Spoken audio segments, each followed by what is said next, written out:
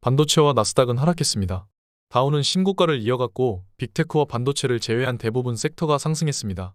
매도와 매수 계획을 말씀드리겠습니다. 엔비디아 실적 발표 시나리오에 대해 말씀드리겠습니다.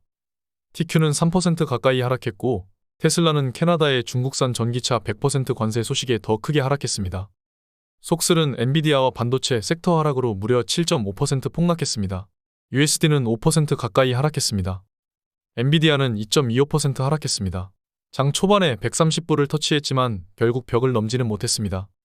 다우가 상승한 이유는 빅테크나 반도체 섹터에서 돈이 다른 곳으로 흘러들어갔기 때문입니다. 지금은 순환매가 일어나고 있습니다. 금리 인하 기대감으로 그동안 소외된 주식들이 상승했습니다. 어제 텔레그램에서 로테이션 장세에 대한 자료를 올려드렸고 현재는 매그니피센트 7가지 주식보다 나머지 493개 종목이 아웃퍼폼을 하고 있는 상황입니다. 속슬의 포지션은 마지막 매수를 24.24불에 했고 마지막 매도는 지난주 19일입니다. 그러나 이전에 매수를 계속 분할로 했기 때문에 실현 수익률은 15%입니다. USD는 마지막 매수는 79.15불이었고 매도는 19일 128.2불이고 계속 분할로 매수했기 때문에 실현 수익률은 20%였습니다. 제가 매도한 이유는 베타 값이 너무나 컸기 때문이었습니다. 기술적 분석을 통해 어느 정도 괜찮은 지점에서 매도를 할 수는 있지만 그 지점이 고점이라고 판단할 수는 없습니다. 베타가 2.8이면 내 전재산 1억과 1.8억 대출을 해서 나스닥 QQQ에 풀로 투자해야 이 값이 나옵니다. 베타 값은 그런 존재입니다. RS 베타 투자법의 핵심은 적정 베타 수준을 유지하는 것입니다. 저는 2.8의 베타가 너무 높다고 판단하였고 기술적으로 괜찮은 지점에서 매도를 한 것입니다. 제가 매도했던 39불 128불 의미가 없습니다. 결국 연말에 훨씬 더 오를 거니까요. 저는 기계적으로 베타를 줄인 것뿐입니다.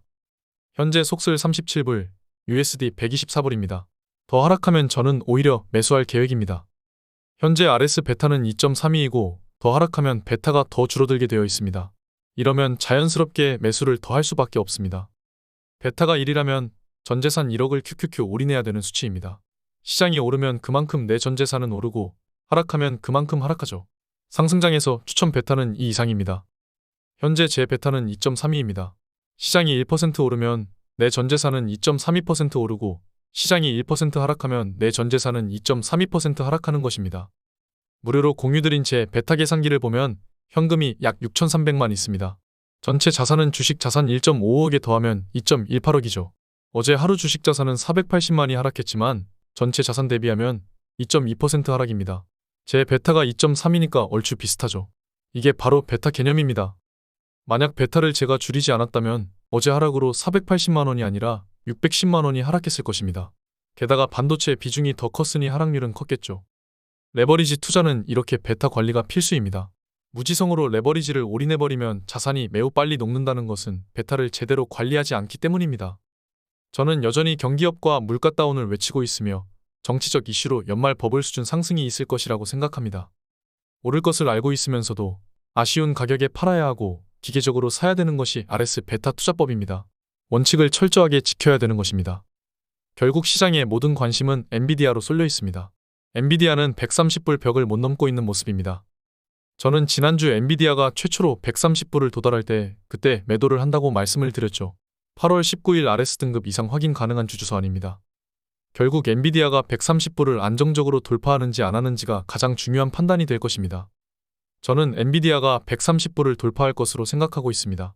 그렇게 되면 속슬은 40불 이상, USD는 140불 이상 돌파하겠죠. 실적은 잘 나올 것이고 발표 전 주가가 지지부진하면 갭상승을 할 가능성도 염두에 두고 있습니다. 실적 발표 전에 이유 없는 큰 하락이 나온다면 저는 엔비디아 레버리지를 매수할 계획입니다. 물론 엔비디아가 실적 발표를 하면 할수록 서프라이즈율은 점점 더 하락하고 있습니다. 오히려 이번 실적 발표에 서프라이즈가 없을 수도 있습니다. 저는 베타 관리하면서 기회를 지켜볼 것입니다. 기관들은 이미 블랙웰 공급 지연에도 불구하고 실적이 좋을 것이라 예상하고 있습니다. 중요한 것은 어찌됐든 젠슨왕의 가이던스입니다. 이번 주가 가장 중요합니다. 저번 주 잭슨홀보다 훨씬 중요한 시기가 될 것입니다. 구루들은 빅테크를 팔아대고 있습니다. 매도나 매수의 기회가 올 것입니다. 과연 이번에도 같은 사이클이 반복될지 중요하게 지켜봐야 합니다. 대선 사이클과 재무부 옐런, 파월 금리 인하까지 기존 사이클을 압도하는 유동성이 뿜어져 나올 시기가 어디인지 알아야 하는 것도 중요합니다. 멤버십에서 실시간으로 계속 공유합니다.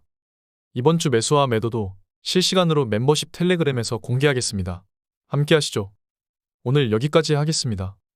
매우 중요합니다. 이번 주는 정신을 바짝 차려야 합니다. 감사합니다. 지금까지 목숨 걸고 레버리지와 테슬라, 비트코인 투자하는 RS 미국 주식이었습니다. 감사합니다.